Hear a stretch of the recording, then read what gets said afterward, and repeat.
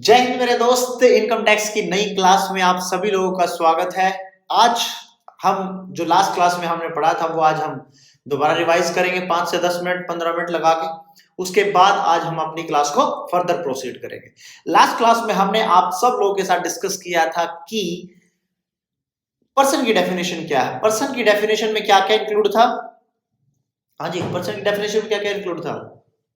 Individual, HUF, partnership firm या firm, company, AOP, BOI, artificial judicial person. ये सारी की सारी चीजें हमने लास्ट क्लास में पढ़ी थी। और उसके बाद हमने क्या किया था?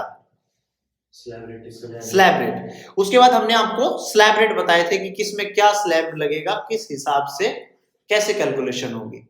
एक हमने बहुत बेसिक सा एक दो एग्जांपल लिए थे। आज हम जो भी हमने लास्ट क्लास में पढ़ा था उसको डिटेल में देखेंगे। सबसे पहले क्विक रिवीजन कर लेते हैं कि लास्ट क्लास में क्या क्या था, कैसे था। तो जो लास्ट क्लास में था पर्सन की डेफिनेशन, उसमें सबसे पहले था इंडिविजुअल। इंडिविजुअल का क्या मतलब है? इंडिविजुअल का मतलब है only a natural human being, मतलब हम और आप, हम जैसे चलते फिरते आदमी ही इंडिविजुअल में कैलकुलेट होंगे। कैलकुलेट मतलब इंक्लूड होंगे।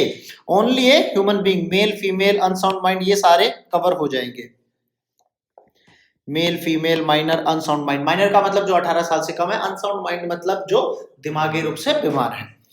Income of minor and person of unsound mind assessed in the hands of manager guardian. Minor बच्चा अपने आप से डिसीजन नहीं ले सकता और जो अनसाउंड माइंड है वो भी अपने आप से डिसीजन नहीं ले सकता। तो उनकी जो भी इनकम होगी वो कहाँ टैक्सेबल होगी या कहाँ इंक्लूड होगी? जो उनको लुक आफ्टर कर रहा है, जो उनकी देखभाल कर रहा है, गार्जियन है, कोई उनका मैनेजर है, जो भी कोई है।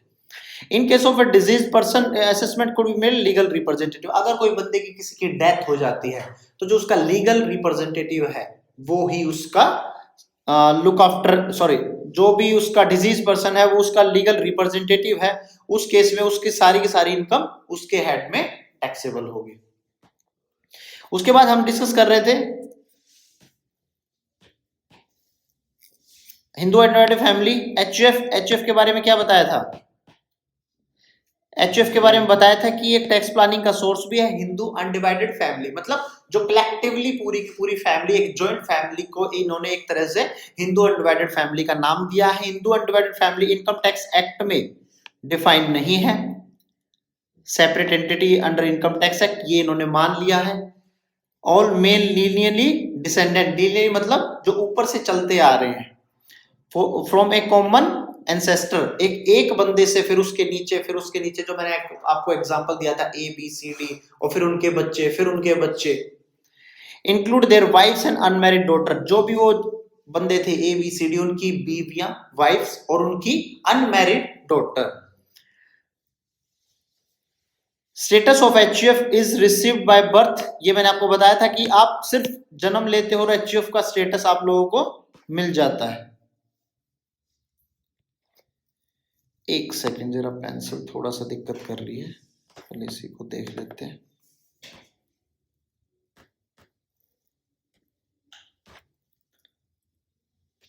चलिए, हमने क्या बताया था आपको? फिर उसके बाद even a single male member, एक अकेला बंदा भी एचयूएफ क्रिएट कर सकता है। ये आपसे कोई पूछ ले, आपका डाउट आ जाए कि एक बंदा भी एचयूएफ क्रिएट कर सकता है? जी हाँ, बिल्कुल कर सकता है।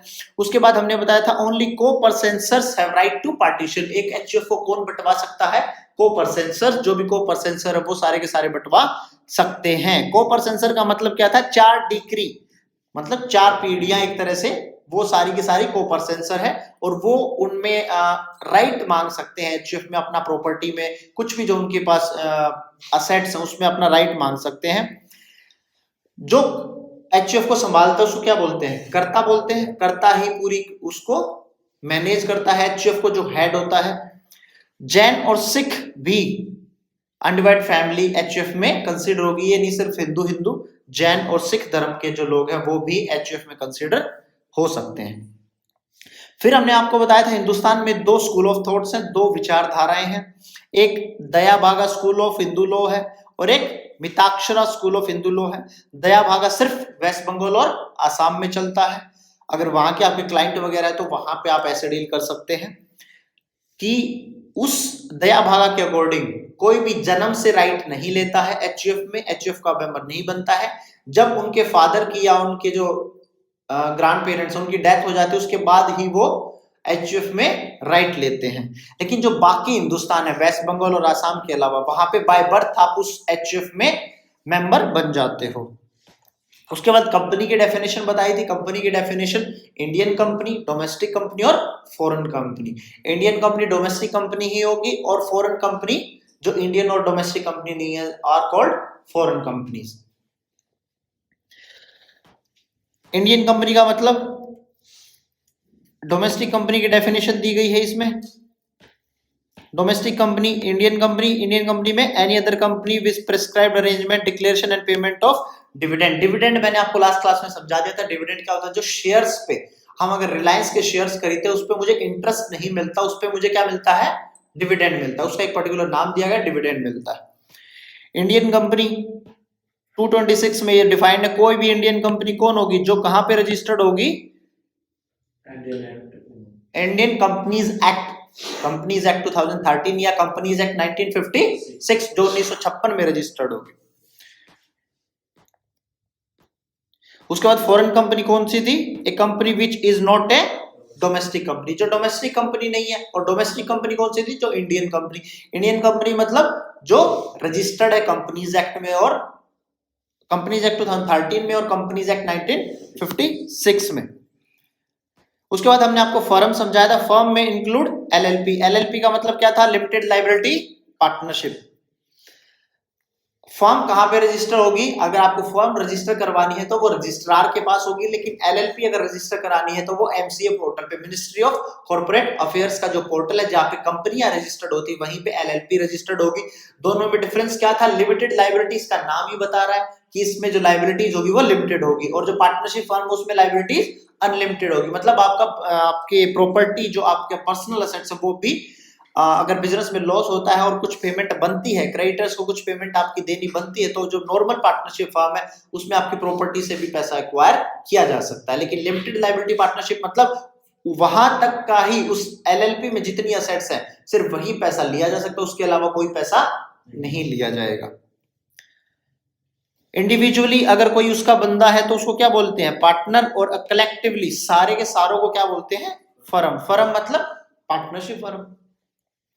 उसके बाद हमने समझाया था एसोसिएशन ऑफ पर्सन और बॉडी ऑफ इंडिविजुअल। इसमें क्या था? सिर्फ और सिर्फ इंडिविजुअल होंगे इंक्लूड, और बॉडी ऑफ पर्सन में सब कुछ, कोई भी पर्सन कोई भी हो सकता है। कंपनी, एलएलपी, पार्टनरशिप फर्म, कुछ भी हो सकता है। अदर एओपी बीओआई भी एक दूसरे के साथ मिलकर काम कर सकते हैं।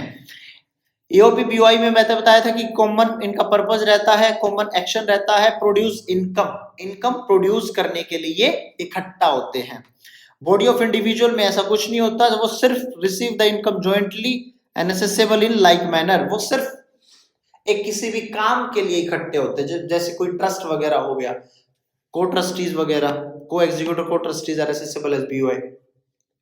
इसमें सिर्फ और सिर्फ इंडिविजुअल आ सकते हैं, मतलब नेचुरल ह्यूमन बीइंग ही आ सकते हैं।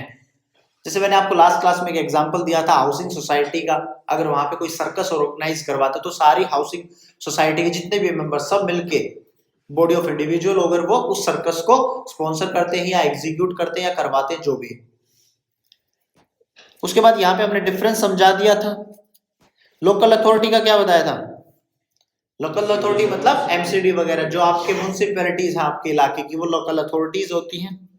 उसका टैक्सेबल कैसे बताया था कि वो अगर कहीं बाहर सप्लाई करती हैं outside the own jurisdictional area तो वो एग्जेम्प्ट होता है, अगर उससे उनको इनकम अराइज होती है।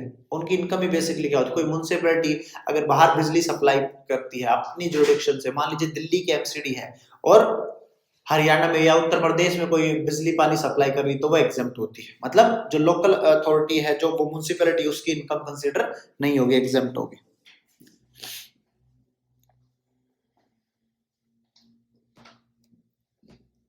यहाँ पे ये बात लिखी भी गई है, income of the local authority is taxable only if it is derived from the business of supply और commodity service outside in its own jurisdictional area.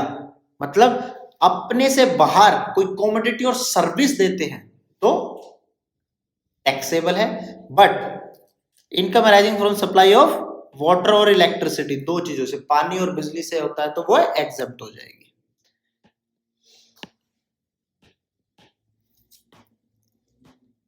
उसके बाद मैंने बताया था आपको अदर आर्टिफिशियल जुडिशियल पर्सन क्या होता है, बार काउंसिल, यूनिवर्सिटीज, डाइटी वगैरह जो भी इसमें कैलकुलेट होंगे। इसके बाद हमने क्या बताया था आपको, स्लैब रेट्स करवाए थे। ये सारी की सारी चीजें हमने उससे लास्ट क्लास में करवा दी थी और आपको समझा भी दी थी। होप सो सारे के सारे डाउट्स आपके क्लियर हो रहे हैं। अगर फिर भी कोई डाउट रहता है तो मैंने आपको अपना नंबर दे ही रखा, आप वहां पे कांटेक्ट कर सकते हैं। सेक्शन 4 हम रीड कर रहे हैं, सेक्शन 4 हम रीड कर रहे हैं। सेक्शन 4 क्या था, charging section of income tax. क्या कहता है, tax rate are fixed by the annual finance act और not by the income tax act. हर साल जो फाइनेंस एक्ट आता है वो टैक्स रेट फिक्स करता है और उसको इनकम टैक्स एक्ट में मर्ज कर दिया जाता है। हमने आपको ये सारी चीजें पढ़ा दी, individual, HUF, AOP, BOI, artificial judicial person. तो ये सारे के सारे अगर होंगे, इन सब के लिए क्या है, ये वाला स्लैब रेट है। 2.5 लाख तक एग्जेम्प्ट है, बेसिक एग्जेम्पशन लिमिट। 2.5 लाख से 5 लाख तक क्या है, 5% है। और 5 लाख से अगर उसकी 10 लाख इनकम होती है तो 20% है, और अबाव 10 लाख है तो 30% है। उसके बाद सीनियर सिटीजन आते हैं। सीनियर सिटीजन 60 साल और 80 साल तक होते हैं। 60 साल तक वालों में कितनी छूट है, 3 लाख तक की, और उसके बाद वालों में कितनी छूट है, 5 लाख तक की। वो सुपर सीनियर सिटीजन होते हैं।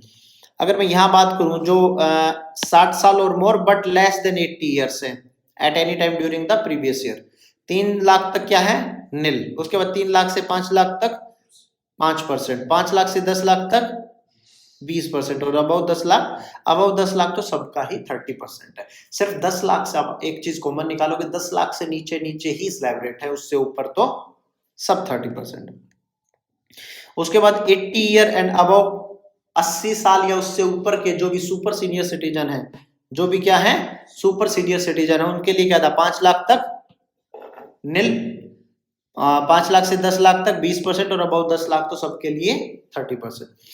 एलएलपी फर्म लोकल अथॉरिटी के लिए कितना था, flat 30% without any basic exemption limit. BEL का मतलब बेसिक एग्जेम्पशन लिमिट, उसमें कोई भी बेसिक एग्जेम्पशन लिमिट अप्लाई नहीं होगी। किस किस केस में, फर्म, एलएलपी, लोकल अथॉरिटी। इन केसेस में क्या है कि क्या है, फ्लैट 30% है। सिर्फ आपका जो भी टर्नओवर है उसमें से खर्चे माइनस कीजिए, जो भी आपका प्रॉफिट होता है उस पर फ्लैट 30%। 2.5 लाख या 5 लाख तक कोई एग्जेम्पशन नहीं है। कोऑपरेटिव सोसाइटीज जो होती हैं उस पे क्या है, पहले 10 लाख तक कितना है, 10%, सॉरी पहले 10,000 तक कितना है, 10%, 10,000 से लेके 20,000 तक कितना है, 20%, और 20,000 से ऊपर कितना है, 30%। कंपनीज का क्या टैक्स रेट है, 25%, 30% और 40%। कंपनीज का मैंने बताया था, जिस भी साल का आप टैक्स रेट देख रहे हो, मान लीजिए आप 22-23 का देख रहे हो, तो इससे पीछे एक साल छोड़ दो, उससे पीछे में जाके उसकी टर्नओवर चेक करो। उसकी टर्नओवर अगर 400 करोड़ या उससे कम है, 400 करोड़ या उससे कम है, तो टैक्स रेट कितना हो जाएगा, 25%। अदरवाइज टैक्स रेट क्या रहेगा, 30%। और फॉरेन कंपनी के केस में क्या है, 40%। तो 25 और 30 समझ में आया। कब देखनी टर्नओवर, जिस भी साल के आप कैलकुलेट कर रहे हो उससे एक पिछला साल छोड़ दो, जस्ट पीछे वाला, और उससे पीछे साल की जाके देखो, 400 करोड़ या उससे कम है तो 25%, अदरवाइज कितना, 30%। हमने कुछ एग्जांपल्स आप लोगों के साथ डिस्कस किए थे।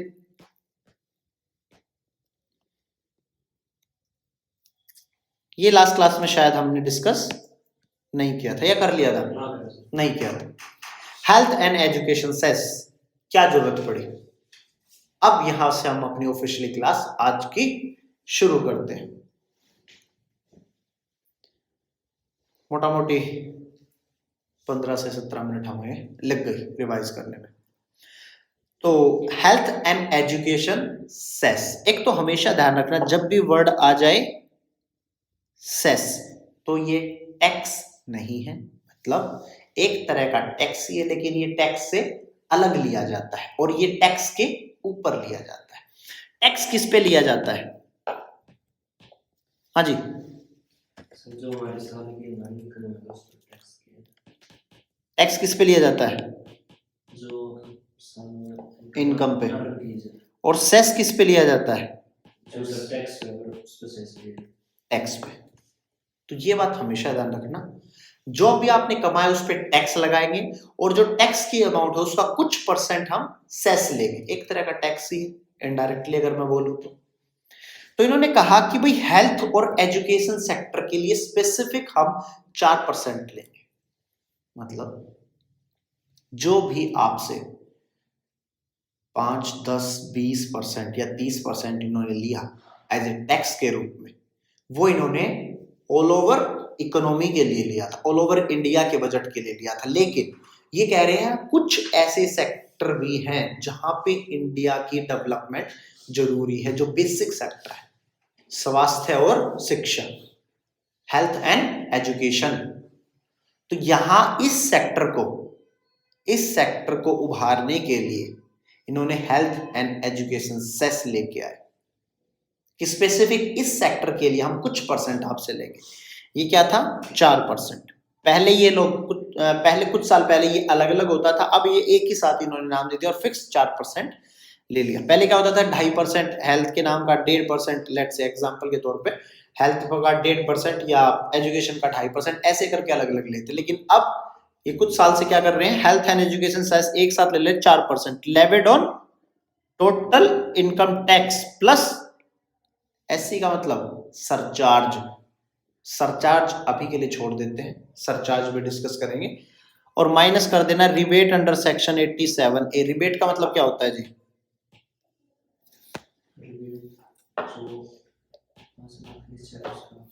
रिबेट का मतलब छूट, रियायत। रियायत दी है अगर आपको तो वो क्या होगी? रिबेट। उसके बाद है राउंडिंग ऑफ। ये अभी के लिए बस थ्योरी है, अभी मैं जस्ट इसके नीचे एक एग्जांपल लूंगा, तब सारा का सारा आपको क्लियर हो जाएगा। राउंडिंग ऑफ का क्या मतलब? वो कह रहे हैं हम चिल्लर में नहीं खेलते सर, हम छोटे मोटे में खेलेंगे, 5, 10, 8, 7, 1 में हम खेलेंगे। वो कह रहा है जितनी भी फिगर आए उसको 10 के मल्टीपल में राउंड कर दो। 5 से ऊपर आई तो उधर ले जाओ, नीचे आई तो इधर ले आओ। मतलब ये कि 1, 2, 3, 4, 5, 6, 7, 8, 9 और 10। अगर यहां तक आती है तो इसको इधर ले जाना, और यहां से यहां आती है तो इसको इधर ले जाना।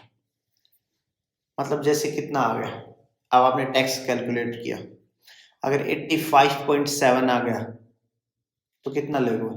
10। 85.7 आ गया, लेट्स से आपने कोई कैलकुलेशन की, उसमें आ गया आपका 87.5, तो कितना करोगे? इसको 90 कर दोगे। मान लो 87 आ गया, कितना कर दोगे? 90 कर दोगे। 86 आ गया, कितना कर दोगे? 90 कर दोगे। 85 आ गया, कितना कर दोगे? 90 कर दोगे। लेकिन अगर 84 आ गया तो 80 कर देंगे। ठीक, 10 के मल्टीपल में कर देंगे, चाहे टैक्स हो चाहे इनकम। 288A, सेक्शन 288A किसके लिए है? इनकम के लिए। और 288B किसके लिए है? टैक्स के लिए। 288A, सेक्शन 288A में लिखा गया कि इनकम को राउंड ऑफ कर दूंगा ताकि पॉइंट डेसिमल के बाद का झंझट ही खत्म हो जाए, उसमें फंस के क्यों रहना है। और 288B मतलब टैक्स को राउंड ऑफ कर दूंगा।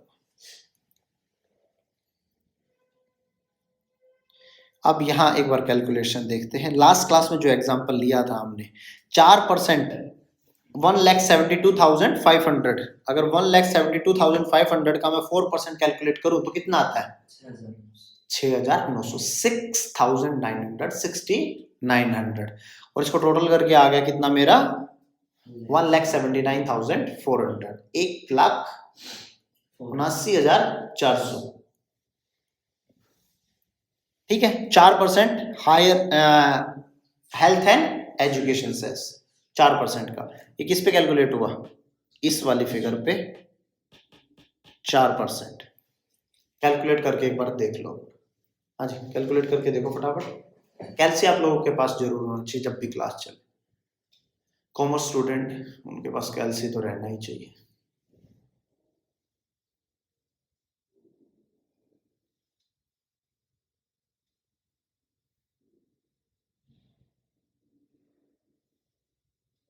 हाँ जी, आ गया, टाइम मत करो फटाफट।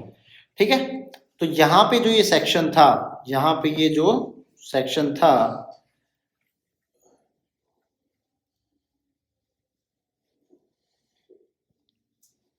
ये सारा का सारा था 4% on total income tax. 4% on total income tax. ठीक है, क्लियर है? अब यहाँ पे मुझे राउंड ऑफ की जरूरत पड़ी नहीं क्योंकि मेरा पहले ही पूरा का पूरा राउंड ऑफ था, सारी की सारी चीजें। चलिए जी, एक और लेते हैं एक एग्जांपल।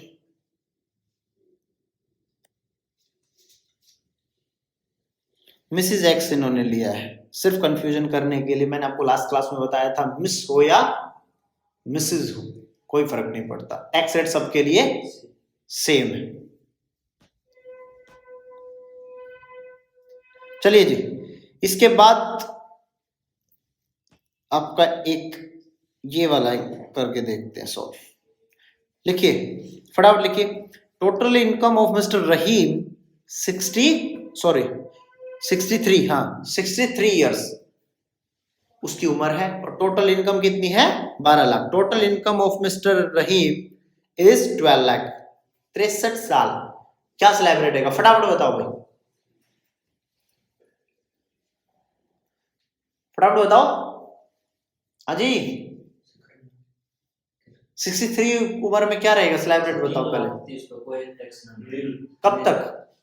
63 तक, 80 की उम्र, 80 की अगर उम्र होगी 3 लाख तक कोई 3 लाख तक कोई टैक्स नहीं। 3 लाख से 12 लाख, 3 लाख 3 लाख से 5 लाख तक 5%। हाँ जी, फटाफट फटाफट निकालो, फटाफट निकालो।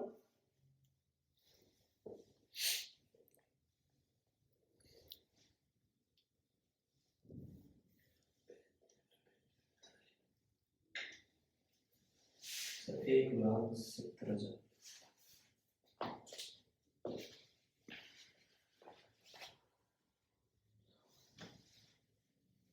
1,70,000। 1,72,70,000। आपके बाद अब मैंने तुम्हें हेल्थ एंड एजुकेशन सेस भी पढ़ा दिया 4%। तो हमेशा जब भी मुझे फिगर बताओगे वो टोटल फिगर बताओगे कैलकुलेट करके, ठीक है? तो मुझे टोटल की टोटल फिगर चाहिए आपसे, फटाफट। सर 1,76,800। 1,76,800। पहले 3 लाख तक क्या रहेगा? नील। उसके बाद अगले 2 लाख पे क्या रहेगा? 5%। उससे अगले 5 लाख पर, यहाँ पे देखो ऐसे समझ लेते हैं इस चीज को ना,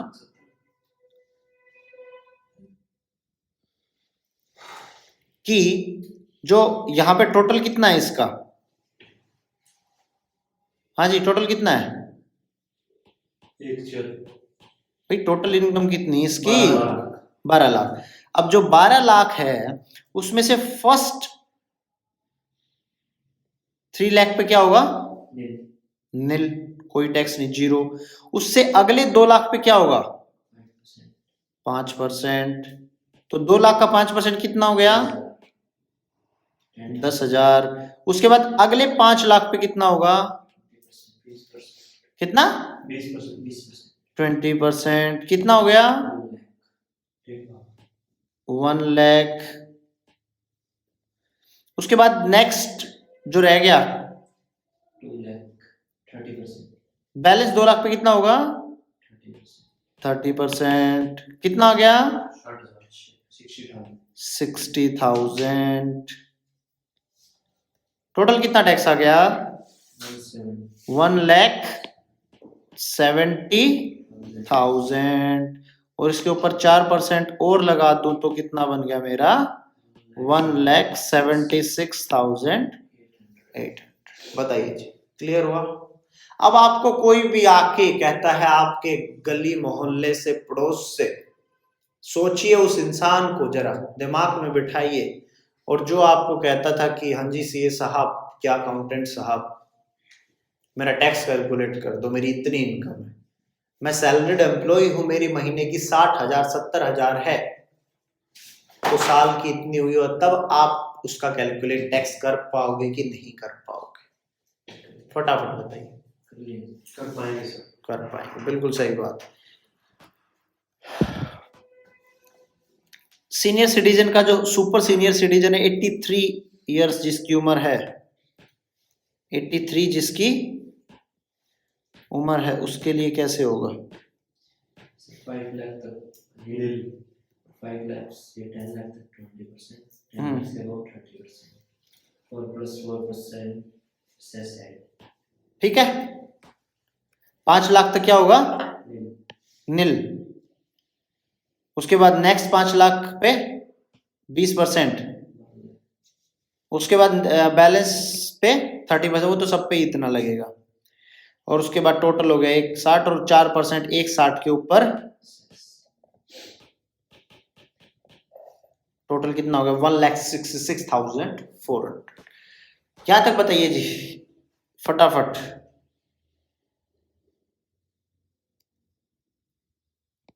फटाफट बताइए। हो गया? चलिए, total income of mister Raghav, total income of mister Raghav. चलिए, इससे पहले एक मैं आपको रिबेट का कॉन्सेप्ट समझा देता हूं। चलिए, अब बात आई रिबेट की। बात आई किसकी? रिबेट की।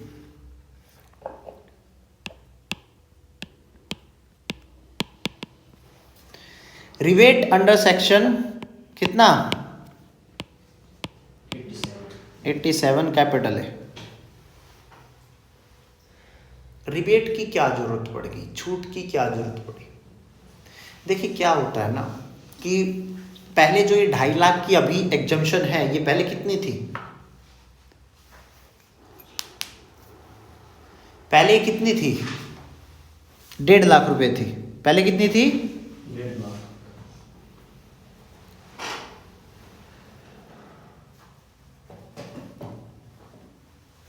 हाँ जी, पहले कितनी थी? 1.5 लाख रुपए थी। फिर 1,80,000 हुई, उसके बाद 2.5 लाख हुई।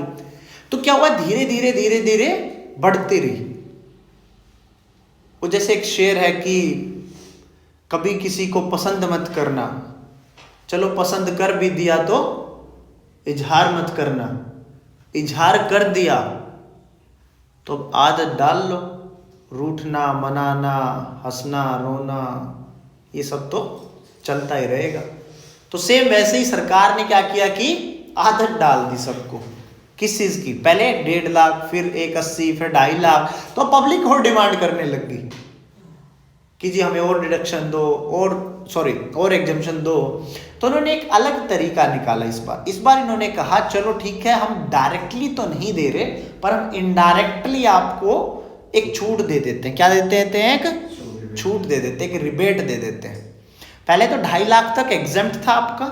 आपने भी बहुत बार सुना होगा या सुन लोगे आने वाले टाइम में। अभी तक मैंने क्या बढ़ाया आपको? 2.5 लाख तक छूट है। बेसिक एग्जेम्पशन लिमिट क्या है?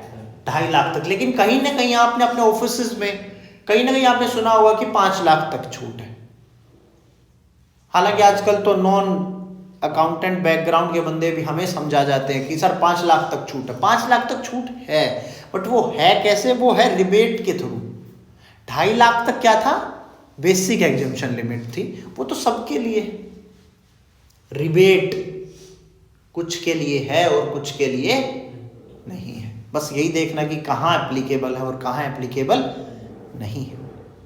रिबेट अंडर सेक्शन 87A कहता है कि आप 5 लाख तक पैसा कमा लो, कहां तक कमा लो? 5 लाख तक कमा लो, हम आपका टैक्स छोड़ देंगे, माफ कर देंगे। ये सेक्शन ये कहता है। टैक्स लग के आ गया, रोता हुआ है, सर टैक्स लग गया। कितना टैक्स लग गया? 12,500। कैसे लग गया? कैलकुलेट करो, बताओ जी, फटाफट कैलकुलेट करके बताओ। पहले 2.5 लाख पर नील, उसके बाद अगले 2.5 लाख पे कितना हुआ? 5%।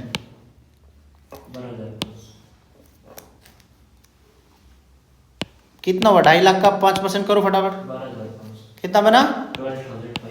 12,500, 12,500। तो सरकार ये कहती है अगर आपकी इनकम 5 लाख तक की है, 5 लाख तक की है, तो हम आपको छूट दे देते हैं, रिबेट अंडर सेक्शन 87A। जैसे बेसिक एग्जम्पशन थी, क्यों दी गई? क्योंकि भाई 5 लाख तक गुजर बसर करना ही मुश्किल होता। अब जो 2.5 लाख तक था, 2.5 लाख तक तो सबको ये बोल दिया भाई तुम मत ही भरो, 2.5 लाख से नीचे है तो तुम्हें इनकम टैक्स रिटर्न भरने की ही जरूरत नहीं है। 2.5 लाख से ऊपर आता तो रिटर्न भरो, लेकिन हम तुम्हारा 5 लाख तक माफ कर देंगे। भाई 5 लाख जो बंदा साल में कमाता, सालाना बात हो रही है, उससे 12,500 तुम वैसे ले जाते तो दिक्कत हो जाती ना यार।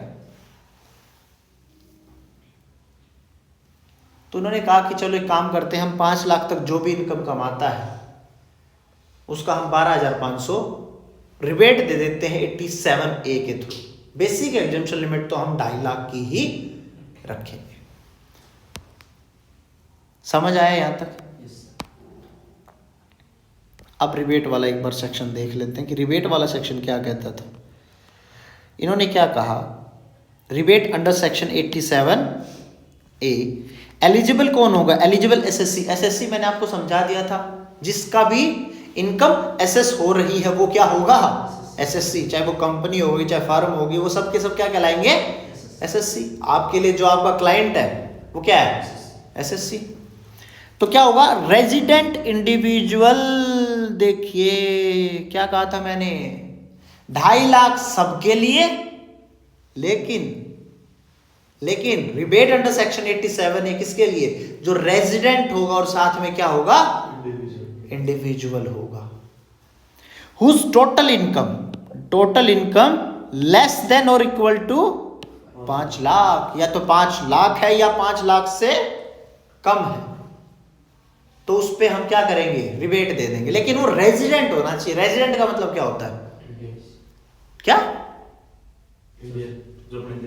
जो अपने देश का रेजिडेंट की अभी आने वाला है चैप्टर, इसके बाद हम वही पढ़ेंगे, रेजिडेंट और नॉन रेजिडेंट डिटेल में पढ़ाएंगे आपको।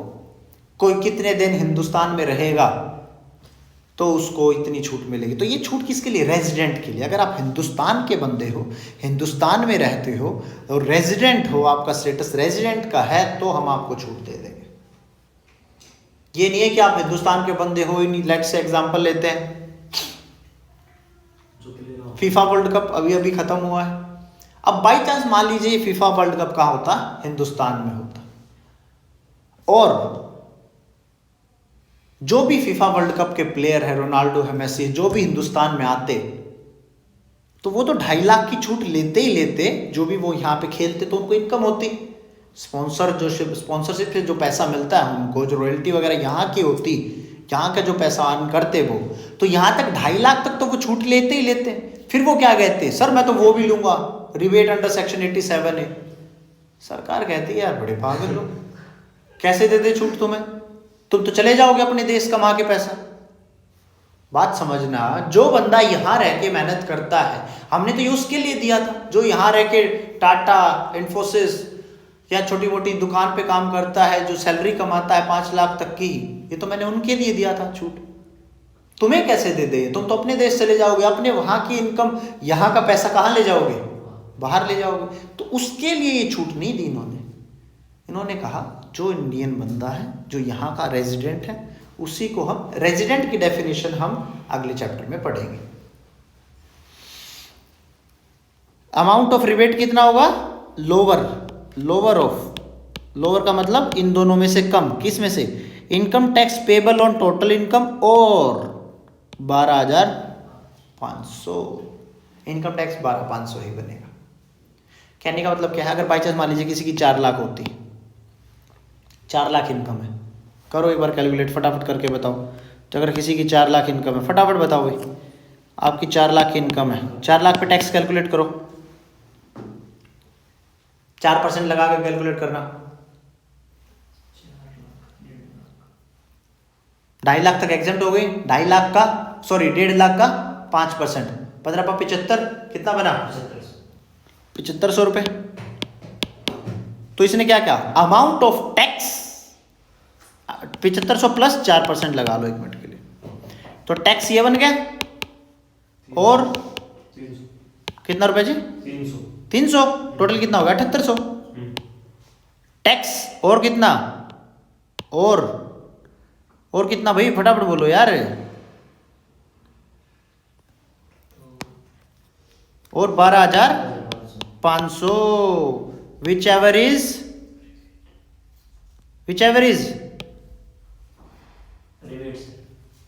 Lower, which ever is lower. कितने में से, 78,500 और 12,500, दोनों में से कम कौन है, 7800। हालांकि इसको जरूरत ही 7800 की थी, उसको 12,500 से क्या मतलब है। जब 4 लाख पे कितना टैक्स बना था, 7800, इसको तो 7800 की तो जरूरत है, कोई बात नहीं। उसने मैक्स टू मैक्स कहा कि 12,500 तक छूट, 12,500 के अनुसार जिसकी 5 लाख होगी। अब मैं यही एग्जांपल 5 लाख पे लेता तो उसके लिए क्या आता, 12,500, सॉरी ये नहीं लगाना भाई, यहाँ पे 4% नहीं लगाना, ठीक है। ये हमने थोड़ा सा गलत कैलकुलेट कर लिया, इसको रेज करो, 4% नहीं लगाना, इसको सिर्फ इतना ही रखो,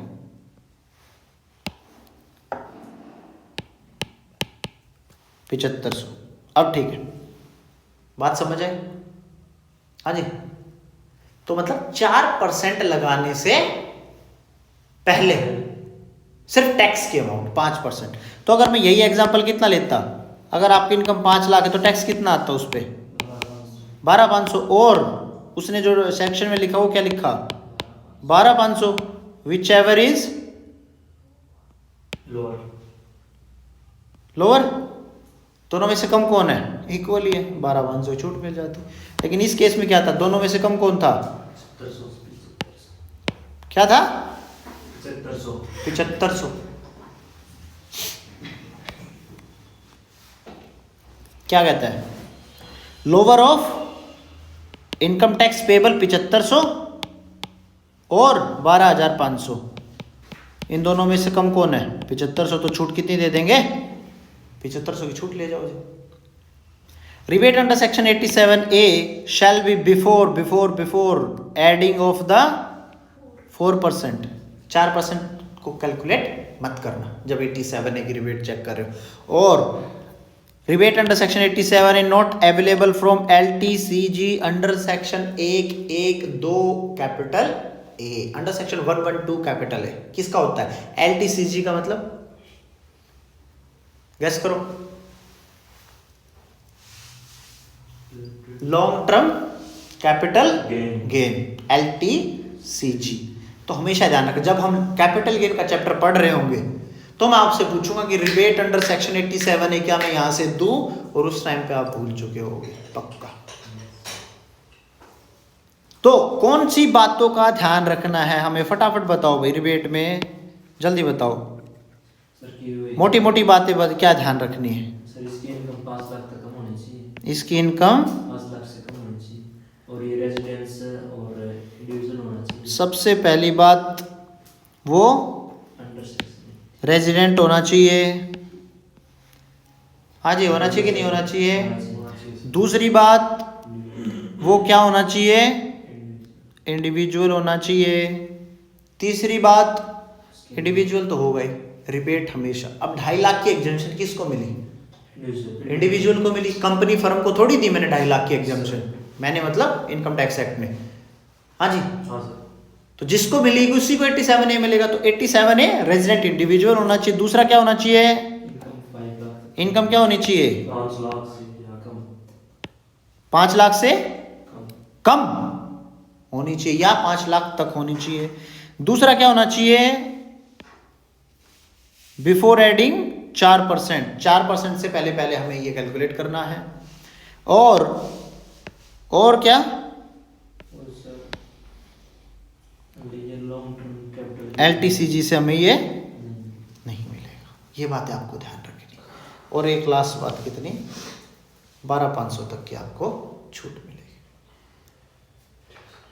हाँ जी, यहाँ तक समझ आया? बोलिए, हाँ सर। कोई दिक्कत, नो सर कोई परेशानी? No sir health and education cess समझा दिया। 3 चीजें मैंने आज की क्लास में आपको समझा दी। 3 कौन सी थी? रिबेट थी, हेल्थ एंड एजुकेशन सेस और राउंडिंग। अब जो भी कैलकुलेशंस होंगी वो हम चैप्टर बाय चैप्टर कैलकुलेट करते चलेंगे। जैसे भी कैलकुलेशन आती जाएगी आप लोगों के सामने, ये सारे के सारे जब आपको नोट्स मिलेंगे तो आप नीचे एग्जांपल्स दिए गए हैं, वो सारे के सारे आप कैलकुलेट कर सकते हैं। इस चैप्टर से अभी तक मैंने एक चीज आपको नहीं पढ़ाई है, वो क्या है? सरचार्ज। सरचार्ज मैं डिस्कस करूंगा, लेकिन अभी उसको डिस्कस नहीं कर सकते क्योंकि अभी छोटी छोटी चीजें आपकी थोड़ा सा ना मिक्स हो जाएंगी। तो पहले वो आपके दिमाग में सेट हो जाए अच्छी तरह, क्या क्या चीजें, राउंडिंग ऑफ कैसे होता है, रिबेट अंडर सेक्शन 87A क्या थी, हेल्थ एंड एजुकेशन सेस क्या था 4%। तो ये चीजें एक बार जम जाएंगी, उसके बाद हम क्या डिस्कस करेंगे? सरचार्ज डिस्कस करेंगे। तो यहाँ तक समझ आया, नहीं आया, कैसे रहा? फटाफट बताओ यार।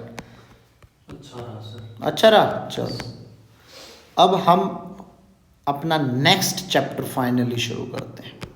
बेसिक चैप्टर आज आपका यहाँ पे मोटा मोटी खत्म हो गया।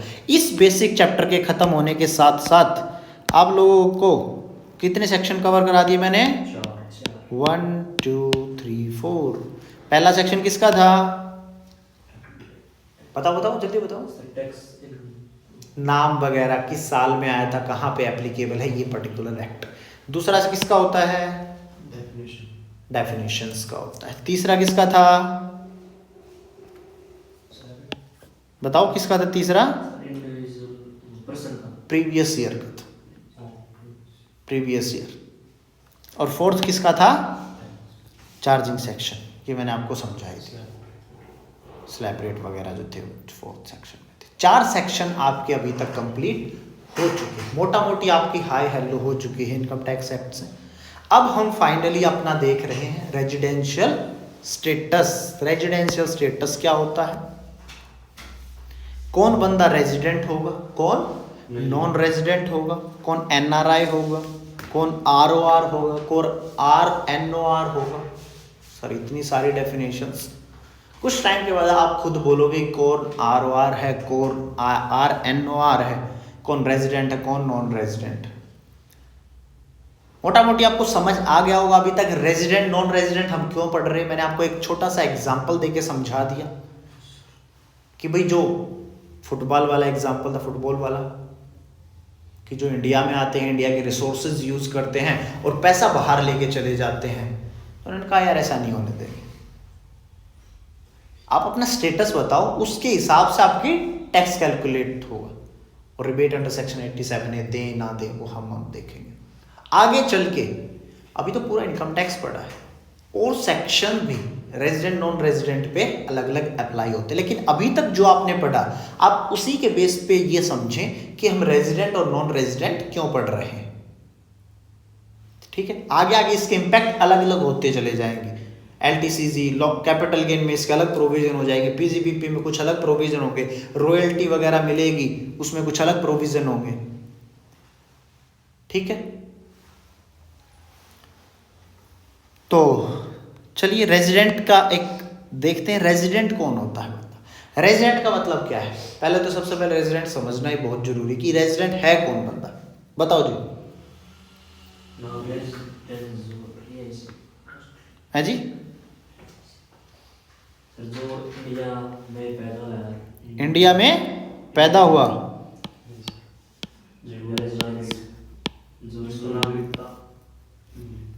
जिसको नागरिकता मिल गई।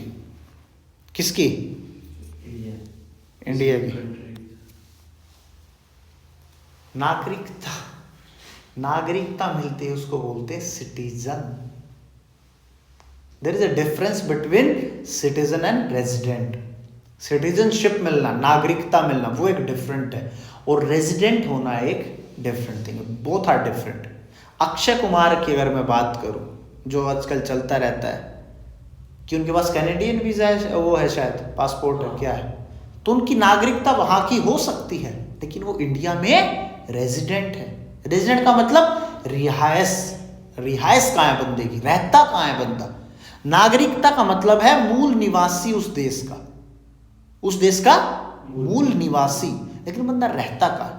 जैसे आप लोगों का सपोज एक एग्जांपल लेते हैं, आप पढ़ने के लिए दिल्ली आए, लेकिन आप मूल निवासी कहाँ गए हो, आप अपने अपने स्टेट में जहां जहां था आपका घर, वहां के मूल निवासी कहलाओगे ना। रेजिडेंट कहाँ है, रेजिडेंस कहाँ है आपका। कई बार पूछते हैं ना मीटिंग में, सर रहते कहाँ हो, रेजिडेंस कहाँ है आपका, मतलब रहते कहाँ हो। लेकिन जहां के आप पैदा हुए थे, जहां पे मूल निवासी तो वही के। तो सेम यही है कि जो नेशनलिटी है, जो सिटीजनशिप है आपकी, वो जहां जिस देश में आप पैदा हुए वो उस पे है। रेजिडेंट आप किसी में, जहां पे भी आप रहते हो। मान लो कोई बंदा यहाँ काम करता था, पहले पढ़ा लिखा, यहाँ पे सब कुछ किया, थोड़े दिन यहाँ पे जॉब वॉब की, अब वो 5-6 साल से बंदा यूएस में रह रहा है या दुबई रहता है, तो वो रेजिडेंट तो वहां का हो गया ना। सिटीजनशिप यहाँ की है, सिटीजनशिप से क्या है, रेजिडेंट लेकिन वो वहां का है, यहाँ के लिए नॉन रेजिडेंट हो जाएगा। हाँ जी, चाहो वो इनकम करता है सर, वो उसको वहाँ का इनकम तो वो वहां बैठ के यहाँ से भी कर सकता है। मान लो कोई ऑनलाइन गेम खेलता है और कोई वो कंपनी उसको, यहाँ की कंपनी उसको गेम खिलाती है, तो इनकम तो वो यहाँ से जनरेट कर रहा है, लेकिन है तो वो नॉन रेजिडेंट ना। तो रेजिडेंट कौन होगा? रेजिडेंट वो बंदा होगा जो 182 डेज पूरे साल में और मोर, 182 डेज और मोर अगर इंडिया में रहा तो क्या कहलाएगा? हाँ जी, वो बंदा क्या कहलाएगा? रेजिडेंट।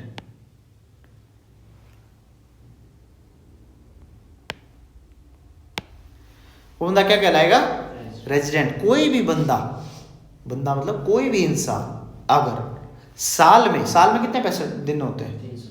365 डेज, 365 दिन होते हैं। अगर साल में 365 दिन या उससे ज्यादा भी हो सकते हैं क्या? नहीं हो सकते, उससे कम, मतलब 365 दिन साल में होते हैं, उसमें से 182 डेज और मोर अगर वो इंडिया में रहता है तो वो क्या कहलाएगा? Resident in India. और नहीं रहता तो भाई साहब क्या कहलाओगे? Non resident.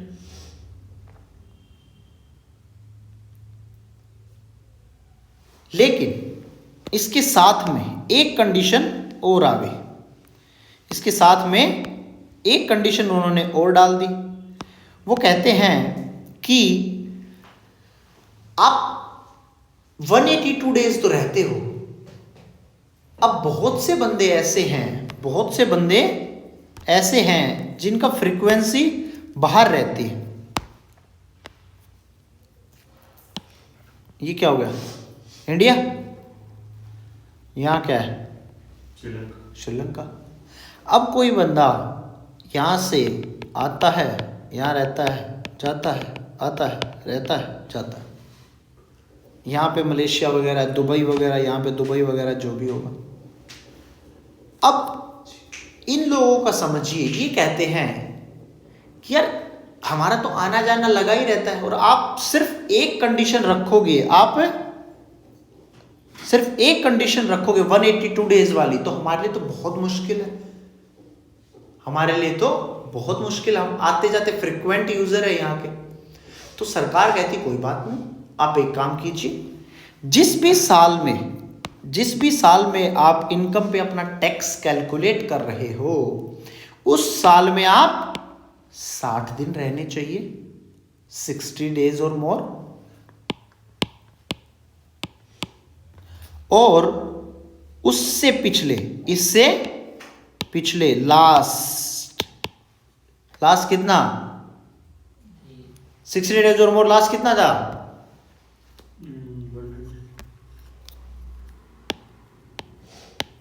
4 प्रीसीडिंग ईयर में कितना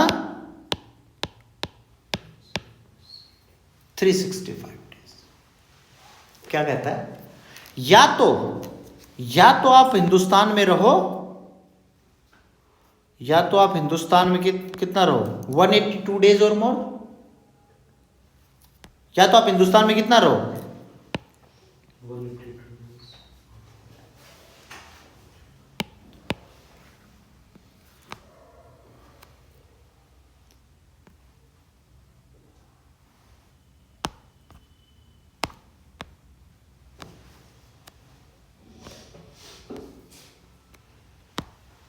या तो आप हिंदुस्तान में कितना रहो 182 डेज और मोर, या फिर करंट ईयर में 60 साल और उससे पिछले 4 साल में 365 दिन 365 डेज।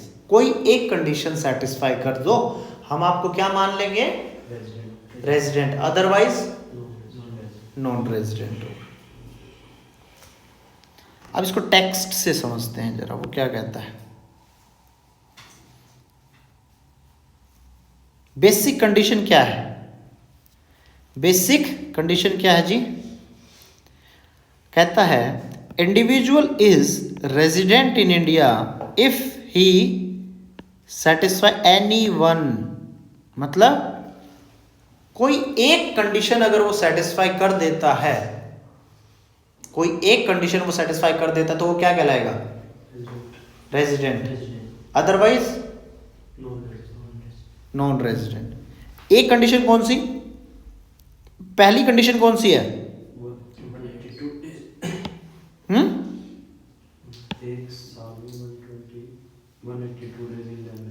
182 डेज और मोर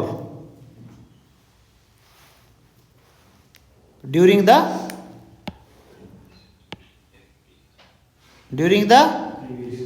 प्रीवियस ईयर। एक साल में या तो आप 182 डेज और मोर रहो, या फिर और उसके बाद क्या है शब्द देखना जी जरा क्या है 60 days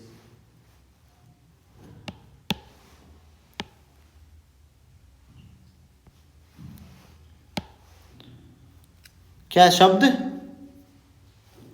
फटाफट बोलो यार। 60 days और का मतलब क्या होता है या फिर ही हैज बिन, ये तो एक कंडीशन थी, ये दूसरी he has been in India at least का मतलब कम से कम 60 days in the relevant previous year, and का मतलब क्या है और हिंदी वाला और सर, एंड का मतलब एक साथ, और या तो था या, और इसका मतलब था और इसके साथ साथ 365 days in the last 4 preceding year.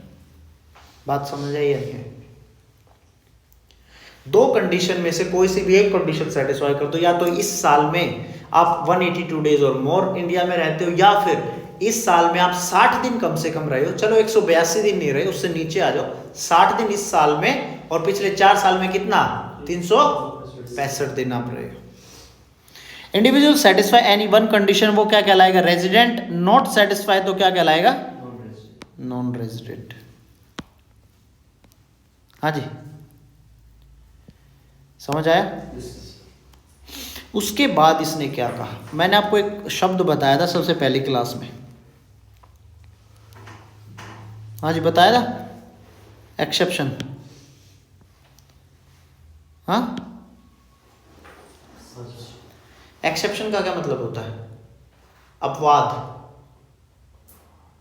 मतलब कि ये दोनों कंडीशन सबके लिए होंगी, लेकिन ये कुछ ऐसे केसेस है यहां पे ये दोनों कंडीशन अप्लाई नहीं होंगी, एक्सेप्शंस,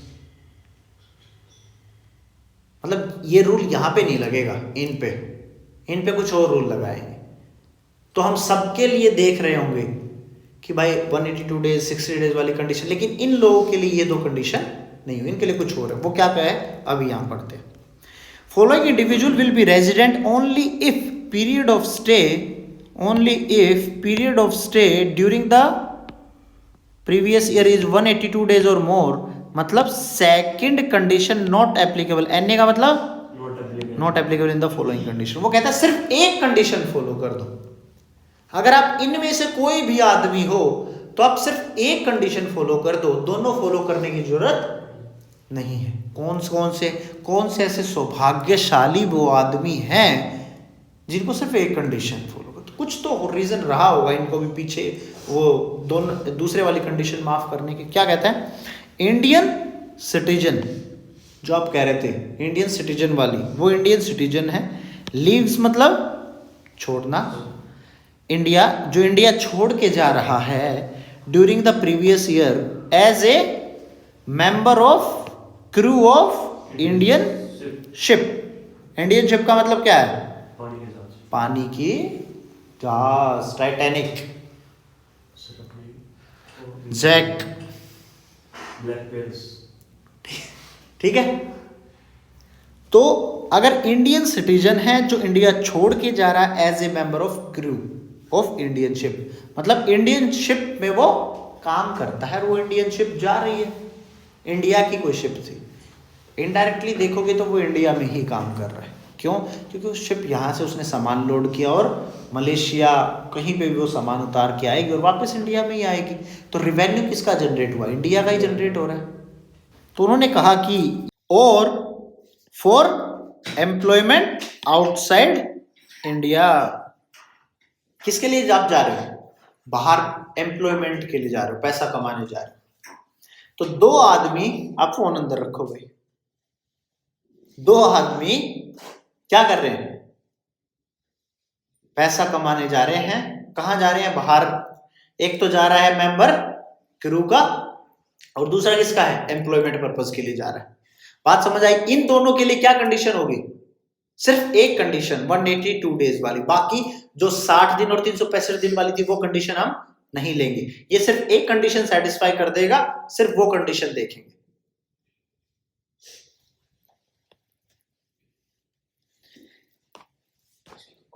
एक के लिए तो ये हो गया, अब दूसरे के लिए क्या देखते हैं। वो कहता है कि कोई भी इंडियन सिटीजन और person of Indian origin. Indian origin का मतलब क्या है जी, इंडियन ओरिजिन का क्या मतलब है, जो अनडिवाइडेड इंडिया में पैदा हुए थे 15 अगस्त 1947 बिफोर। तो जो इंडियन ओरिजिन के हैं, comes on a visit to India, जो उस टाइम पे पार्टीशन के टाइम पे चले गए थे, अब इंडिया में विजिट कर रहे हैं, अब इंडिया में आए हैं इन प्रीवियस ईयर। वो पर्सन किसके लिए आना चाहिए, एम्प्लॉयमेंट या फिर business outside India. Outside, OS का मतलब क्या है, outside. Such person must be engage in the employment या फिर बिजनेस आउटसाइड इंडिया। वो बाहर बिजनेस में हो या एम्प्लॉयमेंट में हो और बाहर से कुछ डॉलर वगैरह लेके आए।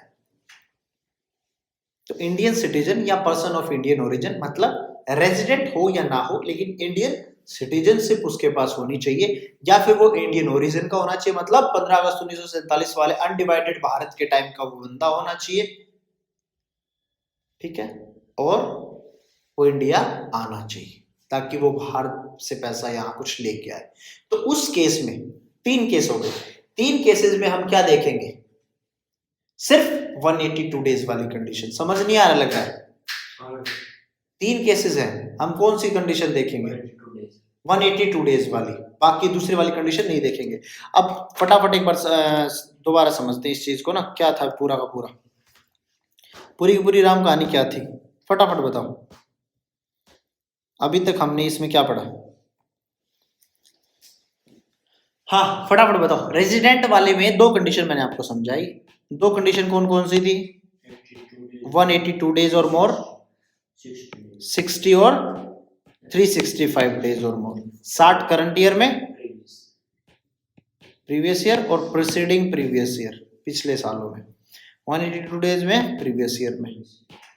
बात समझ आएगी नहीं आई? दो कंडीशन थी।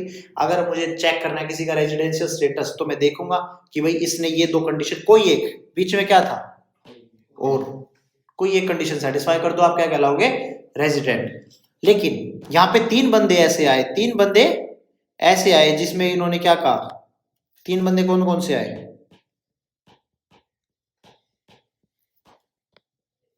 तीन बंदे कौन कौन से आए? तीन बंदे ऐसे आए जो दो इंडिया से जा रहे थे और एक इंडिया में आ रहा था। ये दोनों क्या थे? जा रहे थे। एक तो शिप वाला बंदा था और एक एम्प्लॉयमेंट के लिए बाहर जा रहा था, और दूसरा बंदा आ रहा था।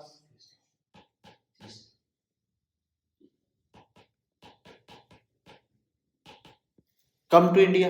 ये दोनों क्या थे? जा रहे थे। और ये क्या था? आ रहा था। बात समझ आई? 182 डेज और मोर इनके लिए क्या क्या चेक करेंगे? बस 60 और 365 वाली कंडीशन इनके लिए नहीं है। मतलब इनके लिए इन्होंने थोड़ा सा दिक्कत कर दिया। उसको तो ये ऑप्शन भी दिया था भाई चलो कोई बात नहीं, उसका मान लीजिए 150 दिन हुआ होता करंट ईयर में, तो उसने कहा कोई बात नहीं, तो पिछले 4 साल देख लो, 365 दिन रहते हो? बोला जी रहता हूं, तो रेजिडेंट हो। लेकिन अगर ये बात यही कह दे कि जी मेरे 182 दिन तो नहीं हुए, मैं 165 दिन इंडिया में रुका था, वो कह रहा तुम पिछले देख लो, कह रहा तुम्हारे लिए नहीं है, इन तीन बंदों के लिए पिछले नहीं देख सकते, इसके लिए सिर्फ एक देखेंगे। 182 दिन रहते हो तो वेलकम, नहीं तो भीड़ कम, फिर आप रेजिडेंट नहीं हो, आप नॉन रेजिडेंट, और उसी हिसाब से टैक्स दोगे आप नॉन रेजिडेंट के हिसाब से। ठीक है,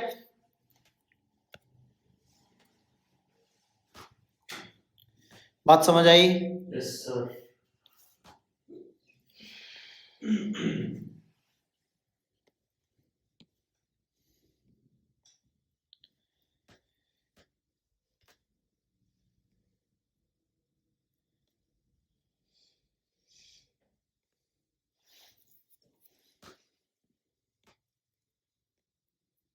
चलिए जी, एक एग्जांपल के थ्रू जरा समझ लेते हैं अब इसको ना, फटाफट कुछ इसमें से निकाल के देखते हैं। फटाफट निकालो भाई, डेज कैलकुलेट करो, क्या कहता है वो।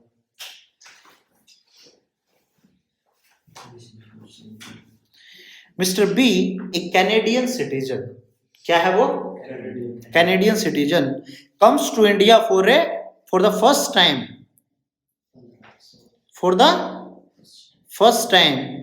during the previous year 15-16, during the 17, 18, 18, 19, 20, 21, 2022 he was in India for 55 days, for 55 days, इतना दिन रह गया। Determine his residential status for assessment year 22-23, मतलब previous year 21-22। फटाफट कैलकुलेट करो भाई। कैनेडियन सिटीजन इंडिया में आया फर्स्ट टाइम, क्या मेरी वो कंडीशन एक्सेप्शन जो थी वो अप्लाई होगी इस पे? होगी सर। होगी, ठीक है, हो जाएगी। हाँ जी, आप बताओ।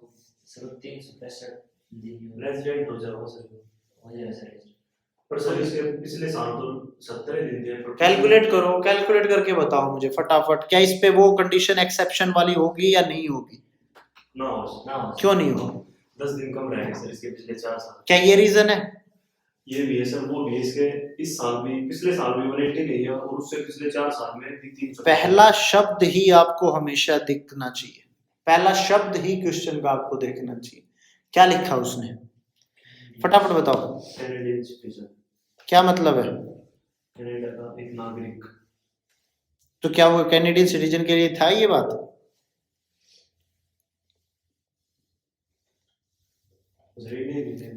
हाँ, जो भारत से अलग हुए थे पहले 1947 से, वो उसने लिखा कि इंडियन ओरिजिन का बंदा है, फिर कैसे अप्लाई हो गया? उसमें क्या बात लिखी थी? उसमें क्या बात लिखी थी मुझे ये बता दो, एक्सेप्शन में क्या बात लिखी थी? जो इंडिया क्या लिखा था? इंडियन सिटीजन और पर्सन ऑफ क्या ये होता? नहीं होता। इस पे तो नॉर्मल वाला लगेगा। 182 हाँ जी, बताओ फटाफट बताओ यार। हाँ सर यस सर लग जाता क्या? 182 वाला हाँ 182 वाला 180। 2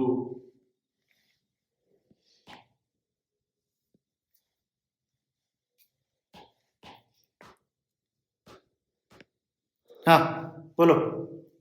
182 वाला 182 डेज वाला लगेगा या 365 वाला भी देख लूंगा? ना सर 182 वाला क्यों नहीं देख सकते? आप समझ नहीं रहे हो कॉन्सेप्ट को यार, क्यों नहीं देख सकते? क्योंकि सर वो इंडियन ओरिजिन का है। इंडियन ओरिजिन का नहीं है तो उस पे तो दोनों कंडीशन लगेगी ना यार। सर दोनों वालों को से कौन सी कोई सी एक कंडीशन फुलफिल कर दो। लेकिन जो इंडियन ओरिजिन का, इंडियन सिटीजनशिप का होगा, कम्स टू विजिट इंडिया, उस पे तो सिर्फ एक ही कंडीशन तो थी, वो तो एक्सेप्शन में था ना। ठीक है सर ठीक है। वो तो एक्सेप्शन में था ना 182 डेज वाली। मैंने क्या पढ़ाया था आपको? वो तो एक्सेप्शन पढ़ रहे हैं ना हम यार। ये वाली तो एक्सेप्शन में आती है। इसके लिए तो सिर्फ एक कंडीशन देखूंगा मैं। मेरी बात समझो, मेरी बात समझो बच्चों।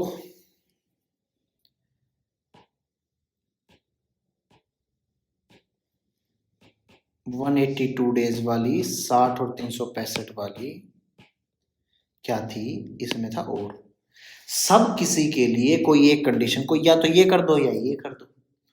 लेकिन 3 बंदे ऐसे थे जो मैम क्रू शिप पे जा रहे थे एम्प्लॉयमेंट के लिए, 2 बंदे जो गए थे और एक बंदा जो इंडिया में आ रहा था। इन 3 के लिए सिर्फ ये वाली कंडीशन थी, सिर्फ ये वाली कंडीशन थी। वो वाली कंडीशन तो उसमें थी नहीं। ये वाली तो अप्लाई थोड़ी होगी उसमें, ये वाली तो अप्लाई नहीं हो सकती। देखना पड़ेगा हमें, मेंबर ऑफ क्रू शिप जा रहा है या फिर एम्प्लॉयमेंट के लिए जा रहा है या फिर इंडिया में आ रहा है, और आ रहा है तो वो बंदा इंडियन सिटीजन था या इंडियन ओरिजिन का था और फॉर द पर्पज ऑफ किसी पर्पज के लिए आ रहा है, लेकिन वो बाहर जो है वो एम्प्लॉयमेंट या बिजनेस में है, तो उस केस में सिर्फ ये वाली कंडीशन होगी। बात समझ आई? यस सर अब उसका एक वो देखते हैं क्या आंसर था। ICAI के institute of chartered accountants of India के मॉड्यूल 3 का क्वेश्चन नंबर 3 है। क्या कहता है कि ड्यूरिंग द प्रीवियस ईयर, वो पहले एक बार क्वेश्चन को दोबारा पढ़ते हैं, थोड़ा सा ना समझते हैं। अब डिफिकल्टीज शुरू होंगी धीरे धीरे करके ना ऐसे ही, लेकिन जब एक बार अगर वो बात क्लियर हो गई तो हमेशा आपके दिमाग में छप जाएगी। वो कहता है मिस्टर बी, कोई बी नाम का बंदा था, कैनेडियन सिटीजन था, comes to India for the first time during the previous year 15-16, मतलब 15-16 में उसने पहली बार इंडिया की धरती पे कदम रखा। इंडिया क्या था? कैनेडियन बंदा था, वो कैनेडियन सिटीजनशिप थी उसके पास। उससे पहले तो वो कभी नहीं आया होगा, उसने पहले ही बोल दिया फर्स्ट टाइम आया है। उससे पिछले सालों में तो जाके हमें टटोलना नहीं है। ड्यूरिंग द प्रीवियस ईयर 15-16 में आ गया। ड्यूरिंग द फाइनेंशियल ईयर 17-18, 18-19, 19-20, 20-21 और 21-22 ही वॉज इन इंडिया 55, 60, 90, 150 और 70 दिन रिस्पेक्टिवली। अब उसका 22-23 में स्टेटस निकालो। क्या मैं दोनों कंडीशन चेक करूं या एक कंडीशन चेक करूं? मुझे तो ये बात क्लियर करो, फटाफट क्लियर करो भाई। दोनों कंडीशन ठीक है। कोई सी एक कंडीशन भाई तू सेटिस्फाई कर दे, क्योंकि तो 3 में तो आता नहीं है, तो तू अलग है ना। तो तू क्रू मेंबरशिप के लिए इंडिया से बाहर जा रहा है, ना तू इंडिया से बाहर एम्प्लॉयमेंट के लिए जा रहा है, और तू ना इंडिया में आ रहा है। आ तो रहा है लेकिन तू क्या है? कैनेडियन सिटीजन है। तो तेरे पर तो मैं दोनों लगा के देख सकता हूं। अगर तू इंडियन, यहां मैं लिख देता इंडियन सिटीजनशिप,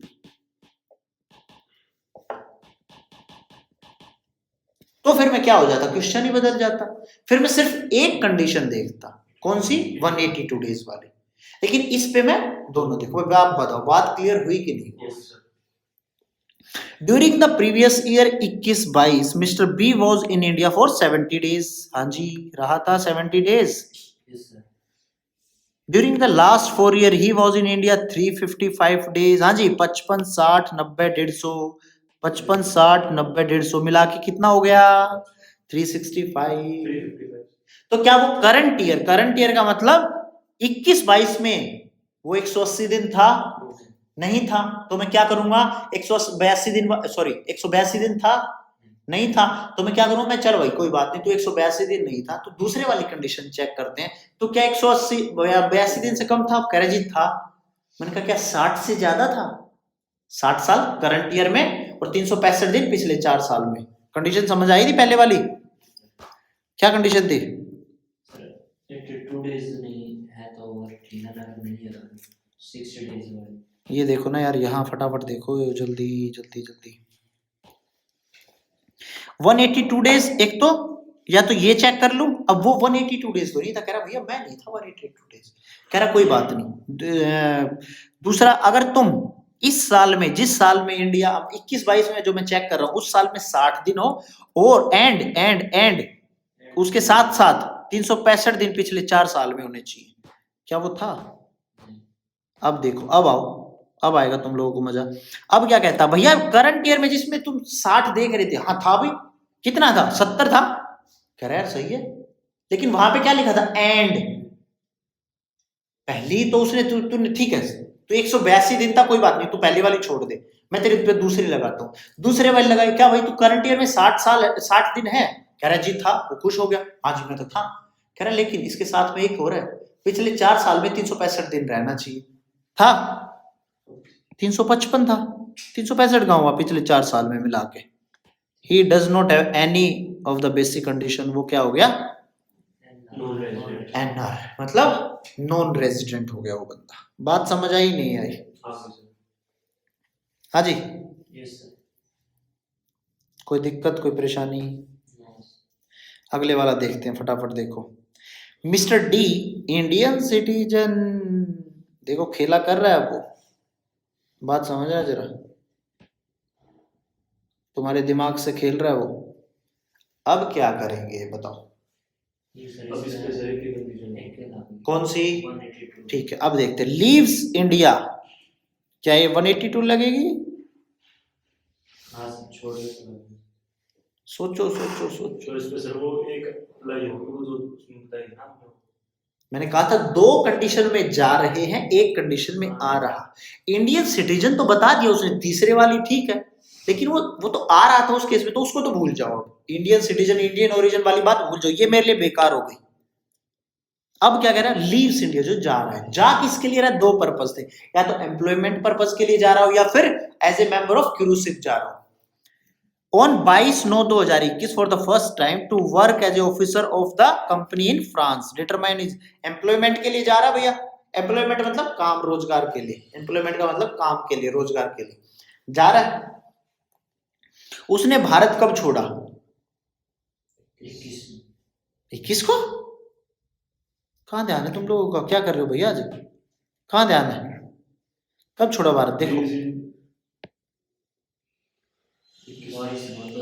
22 सितंबर 2021 को फॉर द फर्स्ट टाइम। के डेज कैलकुलेट करो, वो हिंदुस्तान में कब तक रहा, फटाफट बताओ, फटाफट बताओ। 22/9/2021 सितंबर के कितने दिन हो गए? 22, 23, 24, 25, 26, 27, 28, 29, 30, मतलब 9 दिन। 9 दिन तो सितंबर में हो गया। अक्टूबर के लगाओ, 30. अक्टूबर में कितने दिन होते हैं भैया? 31 और 30 नवंबर. 30 नंबर। जोड़ो फटाफट, जोड़ो, देख क्या रहे हो तुम? फटाफट जोड़ो, जोड़ो जोड़ो, फटाफट जोड़ो।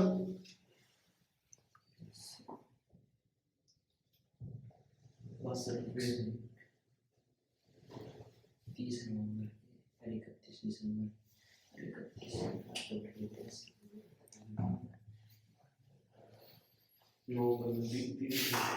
फटाफट जोड़ो यार, चलो तुम्हारे साथ मैं भी जोड़ता हूँ, फटाफट जोड़ो। सर क्वेश्चन तो खोल दो आप. 101 सर. ये लो भैया, ये लो क्वेश्चन दो। 101 क्यों है?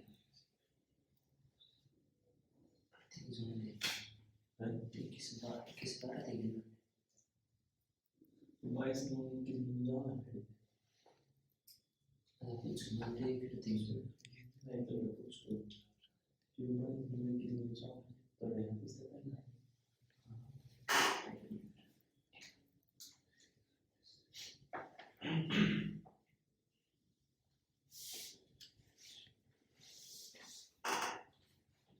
अच्छी माइनस करा है नवंबर दिसंबर दिसंबर 100 बाद के तो सर 174 रुपए और दो हाँ 191 अरे यार फटाफट देखो तुम, सितंबर के कितना दिन हुआ उसके पास? 9। अक्टूबर में 31, नवंबर, दिसंबर, जनवरी, कौन सा साल है? 22, फरवरी और मार्च, कितना हो गया? 101। 101। अरे कैसी बातें कर रहे हो यार, 101 कैसे हो जाएंगे? कितना है? 204 दिन है सर। हाँ 204 दिन। 204? क्या बात कर रहे हो? During the previous year 21-22 mister D was in India for 175 days. कैसे? सर ये हम लोग जोड़ते कैसे? मास्क है। हाँ बताओ फटाफट।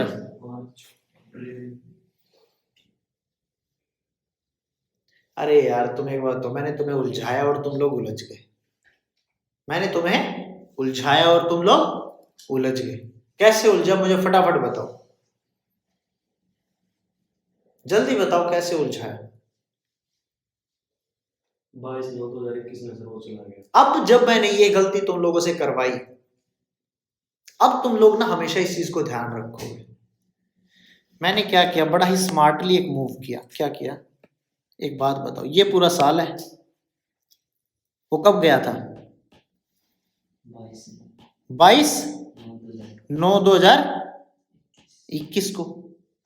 उसके बाद सितंबर में कितने दिन कैलकुलेट करेंगे? 9। अरे मूर्ख, अरे मूर्ख। मैं 22 लिख रहा था सर, आपने 9 बोला सर, मैंने 9 लिखा। मैं सर 9 क्यों लिखवा? अरे दूर तो 9 दिन तो वो रहा ही नहीं यार। मैं आप ये बात हुई, इसके बाद वो चला गया तो छोड़ तो तूने कहा कहाँ ये बात? इस तक होता है बात। तो मुझे बताते ना कि ये बात कही है सर। मैं चिल्ला चिल्ला के बताते कि सर ये बात है, अब वहां बैठ के सुन रहे हो, मैं यहाँ सुन लेता। देखिए सर मैंने 22 लिख रखा था, आपने कैसे मैंने काट कर। अब हम इसको रिवर्स देखें। क्यों? क्योंकि यहां से तो भैया वो फ्लाइट लेके उड़ गया था, इसके बाद तो वो इंडिया में रहा ही नहीं यार। वो इससे पहले रहा ना, यहां कैलकुलेट करूंगा ना यार। अप्रैल में कितने दिन होते हैं? 30 अब देखो फटाफट देखो इधर। हाँ 30। अप्रैल, मई में कितने? जून, जुलाई, अगस्त और सितंबर के कितने? 22 दिन। तो अब ध्यान रखना हमेशा, जब वो इंडिया में आएगा, जब वो इंडिया में आएगा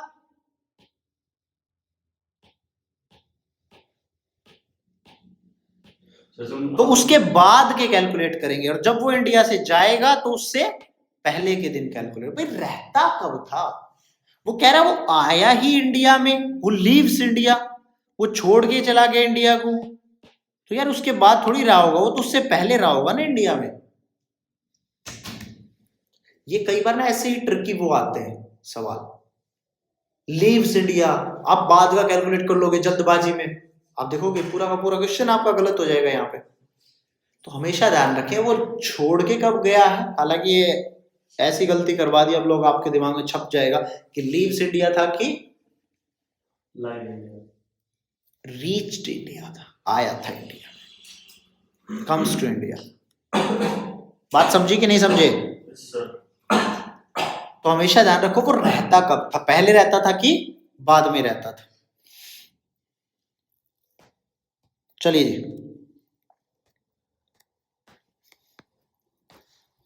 अब मोटा मोटी ये समझ में आया।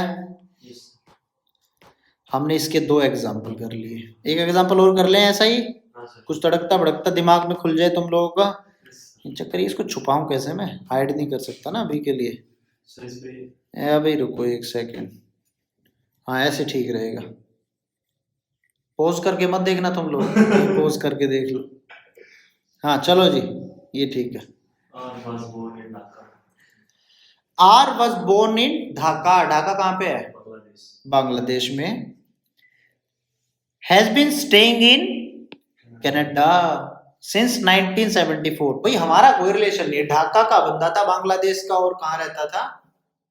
कनाडा, कनाडा में। He comes to visit on India, India 13/10/2021 and return on 29/3/2022। हाँ जी, निकालो फटाफट निकालो इसका आगे। 13-10 में determine his residential status for assessment year 22-23।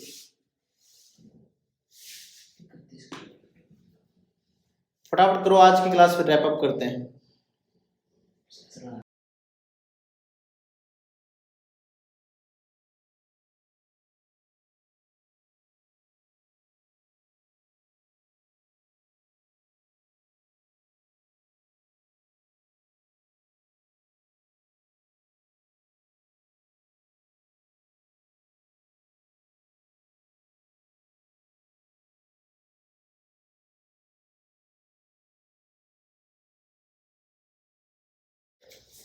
कितना? 136। मेरा सर 167 है इसका। कितना है तुम्हारा? कितना है फटाफट बताओ, जल्दी बताओ। 126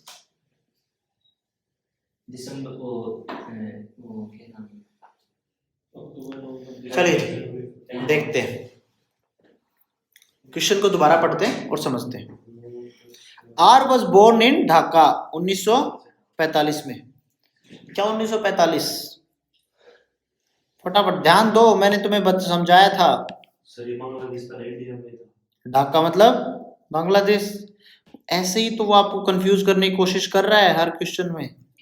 छोटी छोटी यही मिस्टेक है। 1945, 1947 से पहले, 15 अगस्त 1947 से पहले वो इंडिया का ही पार्ट था, इंडियन ओरिजिन है। मतलब क्या क्या वो कंडीशन लगा दूं मैं इस पे? थर्ड वाली, तो थर्ड वाला था तो एक्सेप्शन का पार्ट है। एक्सेप्शन का पार्ट है, इसका मतलब सिर्फ मैं एक कंडीशन देखूंगा, और कौन सी? 182 डेज वाली ही। बस मुझे एक 182 दे देना। He was important. It comes to visit on 13/10/2021 and return on 29 March 2022। क्या मैं 13/10 से पहले के देखूं या बाद के देखूं? मुझे ये बात समझो। क्यों बाद? 13-10 के बाद के सर। पहले के क्यों नहीं? सर वो 13-10 के बाद इंडिया में आया। इंडिया में 13/10 के बाद आया। और रहता कब था? क्योंकि वो इंडिया में आया ही 13 अक्टूबर को था। तो 13 अक्टूबर 2021 से लेके 29 मार्च 2022 तक का कैलकुलेट करो। अगर वो 182 डेज आता है तो ठीक, नहीं तो नॉन रेजिडेंट। क्यों सर मैं वो 60 और 365 दिन वाली क्यों नहीं देखूंगा? फटाफट बताओ यार, अब तो कुछ नहीं रहा इसमें, क्योंकि वो इंडियन ओरिजिन का बंदा है यार, वो थर्ड वाले एक्सेप्शन में आ जाता है। Yes sir. चलो जी, स्टे इन इंडिया 21-22 168 डेज। फटाफट देखो जी, 168 आया था आपका किसी का? It does not satisfy first basic condition and second basic condition not applicable as he is a person of India। 168 कैसे आया? फटाफट बताओ भाई। 13 अक्टूबर से लेके 31 अक्टूबर तक कितना दिन हुआ भैया? कितना? 13 इंक्लूड करो ना। 13, 14, 15, 16, 17, 18, 19, 20, 21, 22, 23, 24, 25, 26, 27, 28, 29, 30 और 31, 15, 16, 17, 18 और 19। तो 19 दिन तो ये किस में रहा?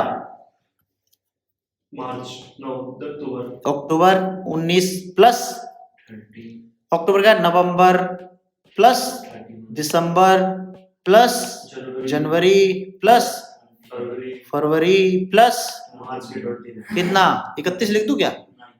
29 कितना लिखे? 29। 29। टोटल करो इनका कितना बना? 168। कितना आया था भैया आपका? 168 हाँ 168 मेरा आया सर 168। झूठ नहीं। चलो 168 डेज, तो 182 डेज वाली कंडीशन यहाँ पे सेटिस्फाई नहीं होती है।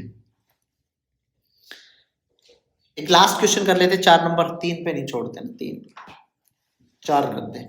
X is a citizen of Nepal, is grandfather was born in Multan, now in Pakistan 1945। उस टाइम पे क्या था, हिंदुस्तान का पार्ट था। समझो ट्रिक, समझो उसकी।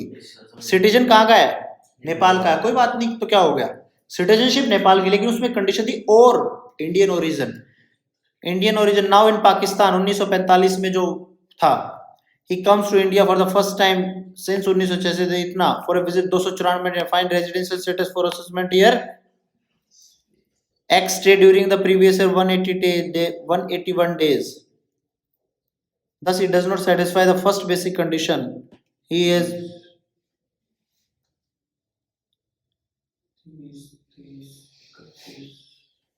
बोलो बोलो फटाफट बोलो यार,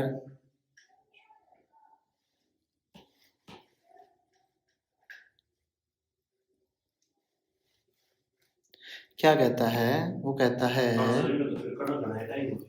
नहीं 1986 से, समझ, वो ऐसे ही तो कंफ्यूज कर रहा है आपको। कहता है सिटीजन है नेपाल का, ठीक है, हमने चेक किया भाई इंडियन सिटीजन होना चाहिए, तो कोई बात नहीं। दूसरा कहता है grandfather was born near Multan, उसका दादा ने जन्म लिया था।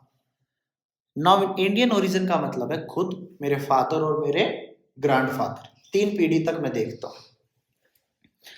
He comes to India for the first time since 1980, 1986 के बाद वो इंडिया में आया 2 अक्टूबर 2021 को for the visit 294 days, find his residential status for 294, लेकिन मैं 2 अक्टूबर से लगाऊंगा कब तक, 31 मार्च तक, कितना हुआ 181 डेज हुआ। वो कैलकुलेट करो फटाफट, 2 अक्टूबर,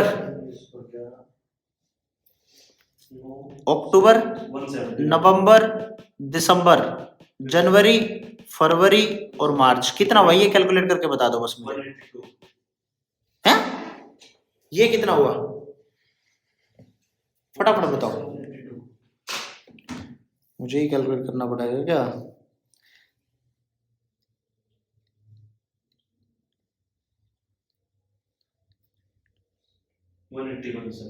कितना 181, हाँ सर 179 और 2 181, समझे।